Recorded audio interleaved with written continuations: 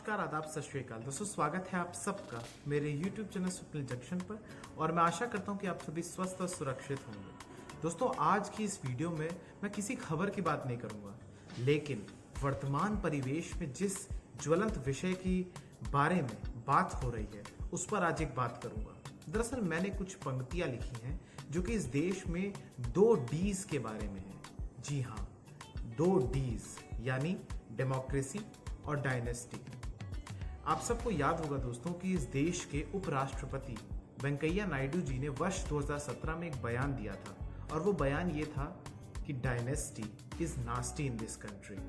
अगर मैं इसका हिंदी में अनुवाद करूं तो इसका अर्थ ये होता है कि जो डायनेस्टी होती है यानी जो वंशवाद होता है वो इस देश के लिए नास्टी है, यानी बुरा है, हानिकारक है। और इसी पंक्ति में हमारे देश का जो सिस्टम है, हमारे देश में जिस प्रकार से जो प्रक्रियाएं चलती हैं उसका समावेश होता है। मौजूदा परिवेश में आप सभी जानते हैं कि जब से बॉलीवुड के अभिनेता सुशांत सिंह राजपूत ने अपनी आत्महत्या करी, उसके बाद से बॉलीवुड में या पूरे देश भर में इस विषय पर बात होने लगी और वो विषय था नेपोटिज्म। हिंदी में इसको कहते हैं भाई भतीजावाद या फिर कुनबा परस्ती।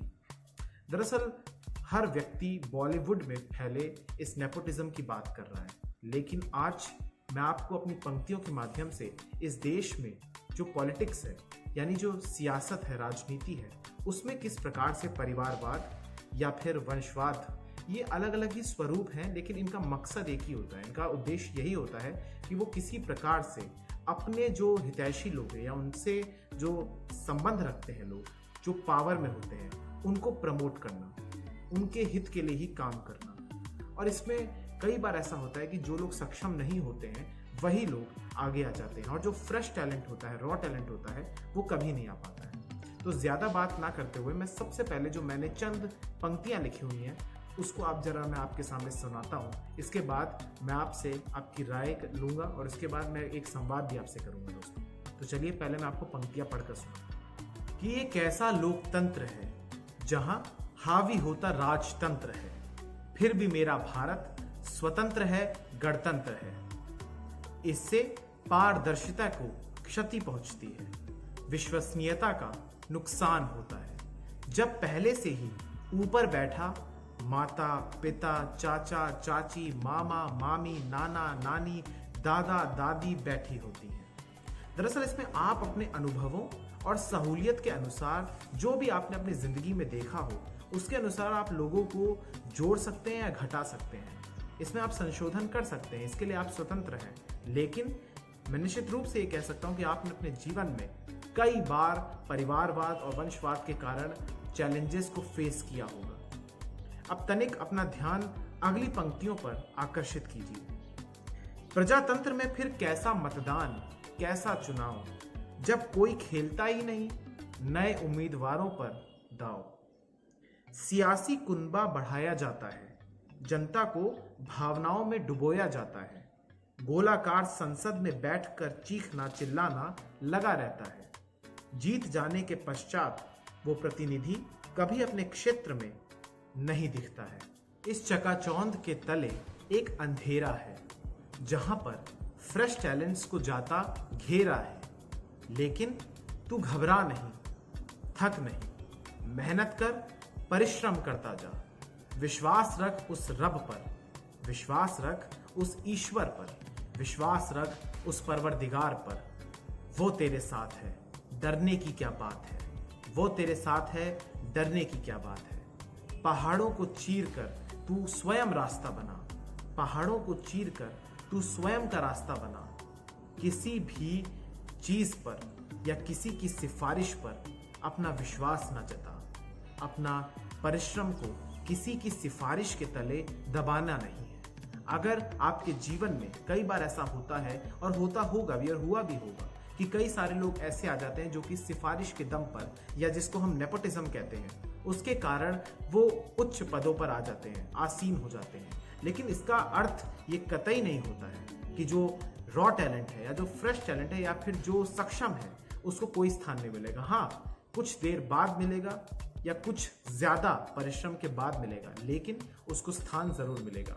दोस्तों, आज के इस परिवेश में ये पंक्तियां जो मैंने आपको सुनाई हैं ये प्रासंगिक हैं, क्योंकि आज इस समय दोस्तों जो इस देश के भीतर, चाहे वो उत्तर से लेकर दक्षिण हो, चाहे पश्चिम से लेकर पूरब तक हो, हर राज्य में, हर केंद्र शासित प्रदेश में ऐसे कोई ना कोई डायनेस्टी पॉलिटिक्स होती है। ऐसी कोई ना कोई परिवार मौजूद होता है जो कि या तो सत्ता में लंबे समय तक रहा होता है या फिर आने वाले चुनाव में पुनः सत्ता पर खुद को विराजमान होते हुए देखने के लिए प्रयत्न करता है। लेकिन यहां पर दोष जनता का भी है, क्योंकि जनता सोचती है कि अगर जो किसी परिवार से आता है उम्मीदवार, जो कैंडिडेट, तो वो उनको क्रेडिबल लगता है। लेकिन ऐसा नहीं होता है। आप देखिए इस देश में अगर आज भुखमरी है, अगर गरीबी है, अगर बेरोजगारी है, महंगाई है, तो इसका कारण कहीं ना कहीं ये इनकॉम्पिटेंट लोग भी होते हैं जो कि केवल और केवल इस नेपोटिज्म के कारण, परिवारवाद, वंशवाद के कारण सत्ता की उच्च पदों में विराजमान हो जाते हैं। और उसके बाद जिस प्रकार से आप फिल्म में हमारे देश के भीतर लोग मुद्दा बना रहे हैं कि नेपोटिज्म है, उदाहरण के तौर पर अगर आप देखिए एक फिल्म आई जिसमें एक बड़े डायरेक्टर का या एक बड़े एक्टर का बेटा या बेटी है, तो उसके बाद वो फिल्म अगर आई और वो नहीं चली, तो इससे नुकसान जो होता है वो केवल और केवल उस डायरेक्टर तक ही सीमित रहता है या प्रोड्यूसर तक या उस एक्टर और एक्ट्रेस की छवि को ही नुकसान पहुंचाता है। लेकिन जब वो इनकॉम्पिटेंट लोग अगर देश की सत्ता में आसीन हो जाते हैं या राज्य की सत्ता में या आपके क्षेत्र में, आपके पंचायत में, कहीं भी किसी भी लेवल पर अगर वो आकर विराजमान हो जाते हैं, तो उसके बाद नुकसान जनता को होता है, देश को होता है, देश के फ्यूचर को होता है, भविष्य को होता है। तो ऐसे में अगर हम बात करते हैं फिल्म में नेपोटिज्म की, तो हमें इस देश में जो राजनीति के भीतर भी नेपोटिज्म है उस पर भी बात करनी चाहिए। उदाहरण के तौर पर दोस्तों मैं आपको बताना चाहूंगा कि सबसे पहले आपके ध्यान में, आपके मस्तिष्क में किस परिवार का नाम आता है। अगर मैं नेपोटिज्म की बात करता हूँ, परिवारवाद की बात करता हूँ, वंशवाद की बात करता हूँ, तो निश्चित रूप से आपके दिमाग में सबसे पहले कांग्रेस पार्टी का ही ख्याल आता होगा, जहां पर आपको पता है कि नेहरू गांधी फैमिली की जो एक डायनेस्टी चली आ रही है, एक तरीके से हायरार्की चली जा रही है, वही प्रधानमंत्री भी बनते हैं, वही फिर अपनी पार्टी के जब वो विपक्ष में होते हैं तो फिर वही अध्यक्ष भी बन जाते हैं। लेकिन ऐसा नहीं है कि केवल कांग्रेस में ही इस प्रकार की चीजें हैं, बल्कि देश के हर बड़े राजनीतिक दल में या फिर वो क्षेत्रीय दल हो, वहां पर भी इस प्रकार की डायनेस्टी पॉलिटिक्स की उपस्थिति है। अगर आप देखें जम्मू कश्मीर से चलिए शुरू करते हैं, तो जम्मू कश्मीर में मुफ्ती फैमिली है या फिर अब्दुल्ला परिवार है। उसके बाद आप आइए पंजाब में, तो वहां पर बादल परिवार है। फिर आप हिमाचल में आइए तो हिमाचल में धूमल परिवार है। इसके बाद धीरे धीरे नीचे आते रहिए तो उत्तर प्रदेश में आपको जहां एक और मुलायम सिंह यादव का पूरा कुनबा मिलेगा, जहां पर दर्जनों लोग इस देश में राज कर चुके हैं विभिन्न पदों पर रहकर, और बड़े बड़े पदों पर रहकर, मुख्यमंत्री से लेकर केंद्रीय मंत्री तक, विधायक, सब कुछ उनके परिवार में आपको मिलेगा। इसके बाद आप चले जाइए बिहार, तो बिहार में भी आपको आरजेडी मिलेगी, लालू प्रसाद यादव, जहां पर भी दर्जनों लोग इस बड़े बड़े संवैधानिक पदों पर तैनात रहे हैं। इसके बाद आप दोस्तों अगर थोड़ा सा आप और वापस आइए पश्चिम की ओर, तो वहां पर आपको राजस्थान मिलेगा, जहां पर आपको वसुंधरा राजे की फैमिली मिलेगी, जहां पर लोग सांसद भी रहे हैं, उनके पुत्र भी सांसद हैं, वो स्वयं मुख्यमंत्री रही हैं। इसके बाद आप आ जाइए मध्य प्रदेश, तो वहां पर आपको सिंधिया जी मिलेंगे। तो ऐसे करते करते अगर आप दक्षिण भारत की तरफ भी जाएंगे, तो सबसे पहले आप महाराष्ट्र को देखिए।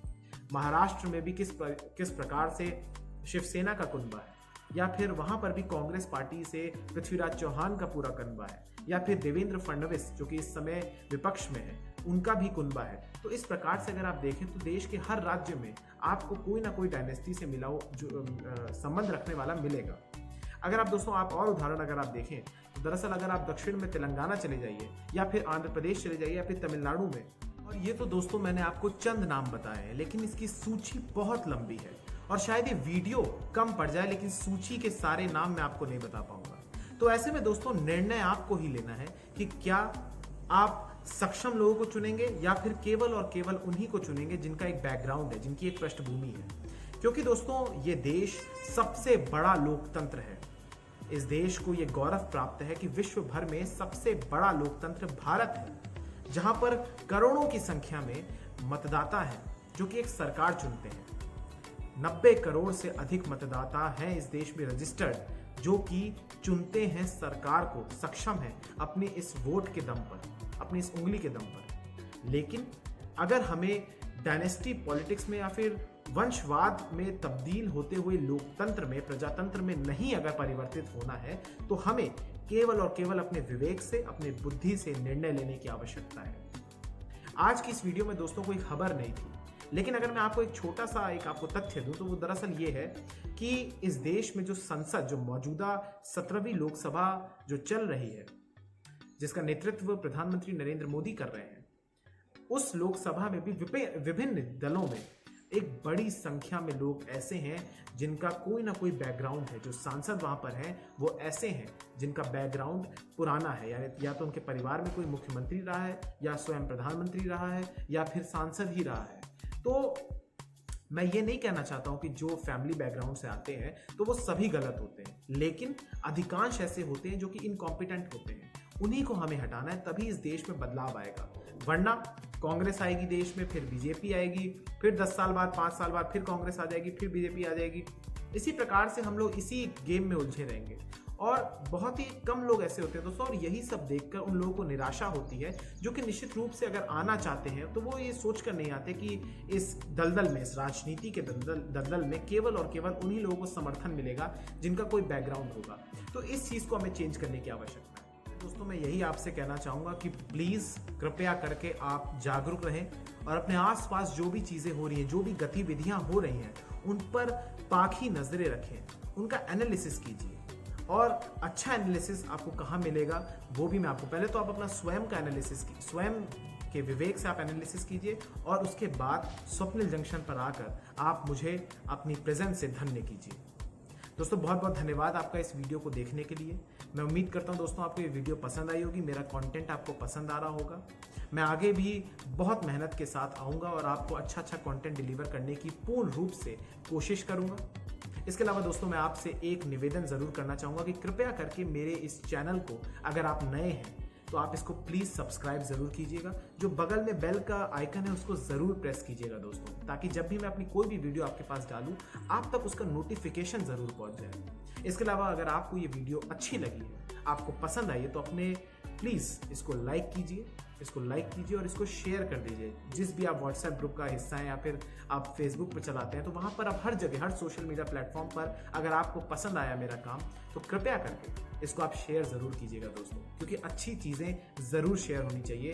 फेक न्यूज़ तो हर कोई शेयर करता है। अपना बहुत ख्याल रखिए दोस्तों। तमाम जितनी भी गाइडलाइंस है कोरोना वायरस से संबंधित, उनको आप पालन कीजिए। मास्क लगा के रखिए जब भी आप किसी सार्वजनिक स्थान पर जाएं। अपने हाथों को 20 सेकंड तक धोते रहिए नियमित रूप से। इसके अलावा दोस्तों फिजिकल डिस्टेंसिंग का पालन अवश्य कीजिए, मत जाइए भीड़ भाड़ वाले इलाकों में।